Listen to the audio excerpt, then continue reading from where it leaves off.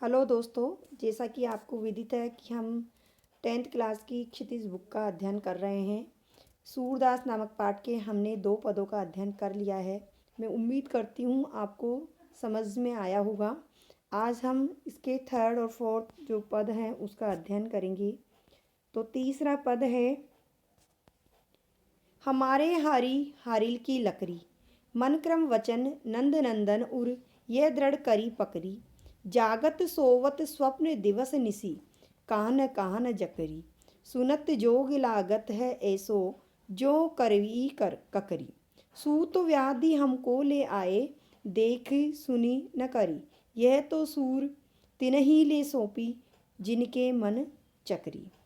यह गोपियाँ उद्धव जी के योग संदेश से परेशान हैं और वह उद्धव जी को कहती है कि हमारा कृष्ण के प्रति प्रेम तो उसी प्रकार से मजबूत और दृढ़ है जिस प्रकार से हारिल नाम का जो पक्षी होता है वह अपने पंजों में एक लकड़ी या तिनका दृढ़ता से पकड़े रहता है, वह उसे कभी भी नहीं छोड़ता है। उसी प्रकार से हमारा भी कृष्ण के प्रति दृढ़ता से प्रेम है।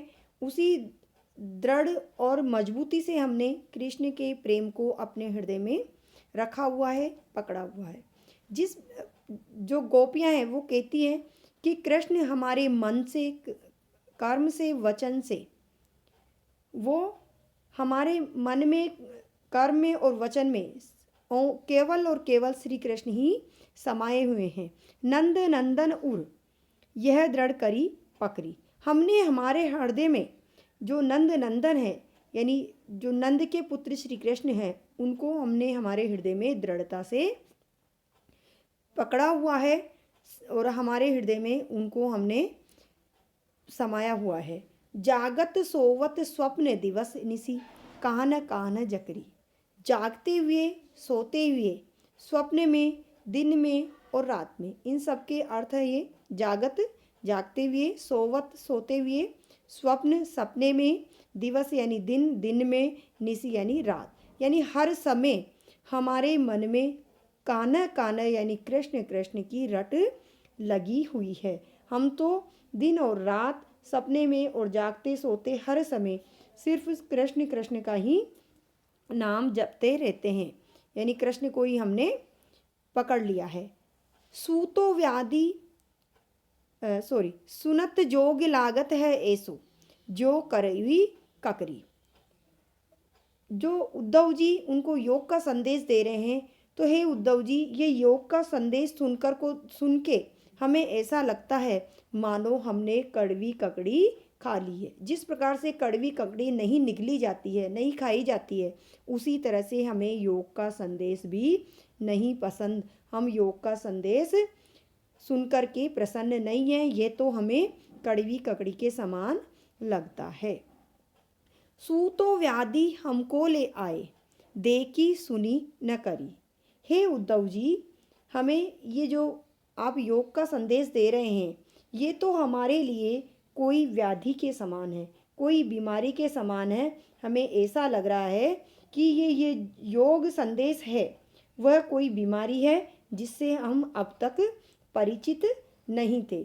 इसलिए इस बीमारी को आप उन लोगों को जाकर के दो जो यह तो सूर तिन्ही ले सौंपो, जिनके मन चकरी।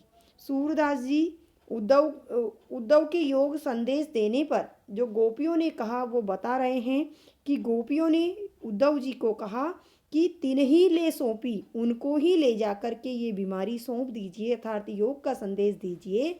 जिनके मन चक्री यानी जिनके मन चक्री के समान घूमते हैं, स्थिर नहीं रहते हैं, कभी किस में मन लगाते हैं, कभी किस में मन लगाते हैं, ऐसे लोगों पर ही जाकर के आप योग का संदेश दीजिए। हम गोपियों ने तो श्री कृष्ण में अपना मन रमा लिया है, तो हम सिर्फ कृष्ण का ही ध्यान करती है, उन्हीं से प्रेम करती है और उन्हीं को याद करती है। अगला पद देखते हैं। हरि है राजनीति पढ़ियाए, समझी बात कहत मधुकर के, समाचार सब पाए, इक अति चतुर हुते पहले ही हो, पहले ही अब गुरु ग्रंथ पढ़ाए, बड़ी बुद्धि जानी जो उनकी, जोग संदेश पठाए, उधो भले लोग आगे के पर हित डोलत भाए, अब अपने मन फेर पाहिए चलत जू हुते चुराए। ते क्यों अनीति करे आपुन जे और अनीति छुड़ाए, राज धर्म तो यह सूर जो प्रजा न जाही सताए। गोपियाँ फिर उद्धव जी से कहती है, ये जो कृष्ण हैं उन्होंने अब राजनीति पढ़ ली है और वैसी ही राजनीति पढ़ा करके आपको हमारे पास भेज दिया है। समूझी बात कहत मधुकर के समाचार सब पाए, इक अति चतुर हुते पहले ही अब गुरु ग्रंथ पढ़ाए। गोपियाँ कहती है श्री कृष्ण भगवान पहले से ही बड़े ही चतुर थे और अब तो उन्होंने अपने गुरु से राजनीति का पाठ भी पढ़ लिया है, यानी उन्होंने पूरा का पूरा राजनीति का ग्रंथ पढ़ लिया है। तो गोपियाँ उनके योग साधना भरे संदेश को सुन करके बड़ी ही परेशान हो रही है और कृष्ण के लिए कह रही है कि राजनीति पढ़ करके उन्होंने हमारे लिए योग संदेश भेज दिया है। इससे तो यही प्रमाणित होता है कि वो बुद्धिमान नहीं है, बड़ी बुद्धि जानी जो उनकी योग संदेश पढ़ाए, यानी उनकी बुद्धि बहुत ही बड़ी जानते थे, यानी उन्हें बहुत ही बुद्धिमान मानते थे। लेकिन हम तो उनका इस प्रकार से योग संदेश भेजना हम उनको मूर्ख ही मानते हैं। क्यों? क्योंकि कृष्ण को पता है हम उनके प्रेम में रची बसी हुई है, फिर उन्होंने किस प्रकार से हमें योग संदेश भेज दिया। तो वो बुद्धिमान नहीं होकर के अपितु मूर्ख ही हैं जो योग संदेश हमारे लिए भेज रहे हैं। उधो भले लोग आगे के पर हित डोलत धाए, उद्धव जी से कहती है, यानी उद्धव को श्री कृष्ण ने गोपियों को का भला करने के लिए कृष्ण ने भेज तो दिया है, लेकिन गोपियाँ कहती है कि भले लोग थे पहले के जो दूसरों का भला करने के लिए इधर उधर घूमते थे। आप तो आधुनिक युग में हमारा भला करने आए हैं, लेकिन भला इससे हमारा भला नहीं होने वाला है। अब अपने मन फेर पाइए चलत जू हुते चुराए। अब आप ऐसा करिए कि जो श्री कृष्ण भगवान जाते समय हमारा मन चुरा करके ले गए हैं, आप तो हमारा मन वापस ही हमें ला करके दे दीजिए। हम तो सिर्फ इतना ही चाहती है कि हमें हमारा मन वापस मिल जाए, जो श्री कृष्ण जाते समय चुपचाप चुरा करके ले गए हैं। आगे देखिए, ते क्यों अनीति करे आपुन जे और अनीति छुड़ाए। आप हमारे साथ न्याय नहीं कर रहे हैं, यानी ये न्यायपूर्ण कार्य नहीं है। हमारी रीति तो कृष्ण से प्रेम करने की थी, यानी हमारा मन तो सिर्फ कृष्ण से प्रेम करने का था। हम इस प्रकार की आपकी ये जो योग संदेश है उसको स्वीकार नहीं कर सकती। हम तो प्रेम करना जानती है, हम योग साधना को नहीं अपना सकते। ये इस प्रकार की अनीति हमारे साथ मत कीजिए कि हमारा प्रेम छुड़ाकर हमें योग का संदेश दे रहे हो। राज धर्म तो यह सूर जो प्रजा न जाई सताए। उद्धव जी को गोपियाँ समझाते हुए कह रही है कि श्री कृष्ण को ऐसा नहीं करना चाहिए।